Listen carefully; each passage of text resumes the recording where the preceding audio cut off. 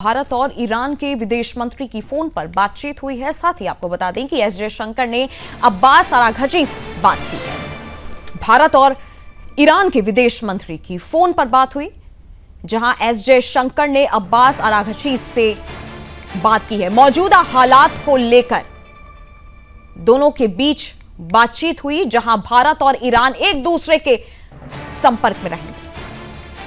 आपको बता दें, भारत के विदेश मंत्री एस जयशंकर ने ईरान के विदेश मंत्री अब्बास अराघची से बातचीत की है। उन्होंने इसकी जानकारी अपने एक्स हैंडल पर दी।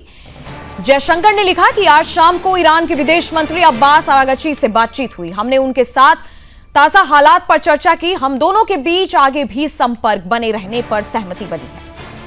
इस बातचीत के बाद उम्मीद लगाई जा रही है कि ईरान में फंसे भारतीय नागरिकों और छात्रों के रेस्क्यू में मदद मिल सकेगी।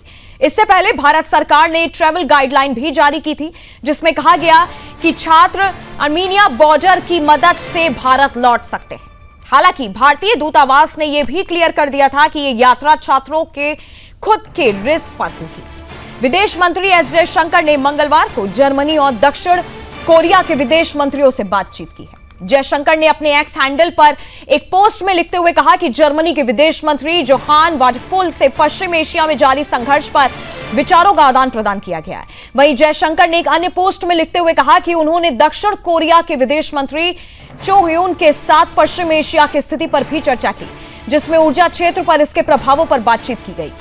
जयशंकर ने कहा कि हमने द्विपक्षीय एजेंडे को आगे बढ़ाने पर चर्चा की। साथ ही पश्चिम एशिया की स्थिति पर भी बात हुई, जिसमें ऊर्जा संबंधी मुद्दे शामिल रहे।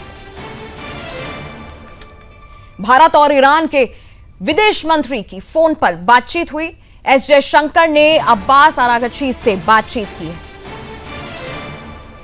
जिसमें जो भी मौजूदा हालात बने हुए हैं उन हालातों को लेकर के चर्चा हुई है। साथ ही कहा गया है कि भारत और ईरान एक दूसरे के संपर्क में लगातार रहेंगे।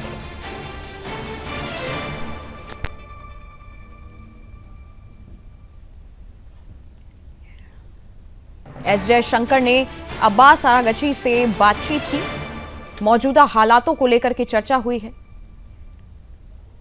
और साथ ही कहा गया है कि भारत और ईरान लगातार संपर्क में बने रहेंगे। भारत और ईरान के विदेश मंत्री की फोन पर बातचीत हुई है। एस जयशंकर ने अब्बास अराघची से फोन पर बातचीत की।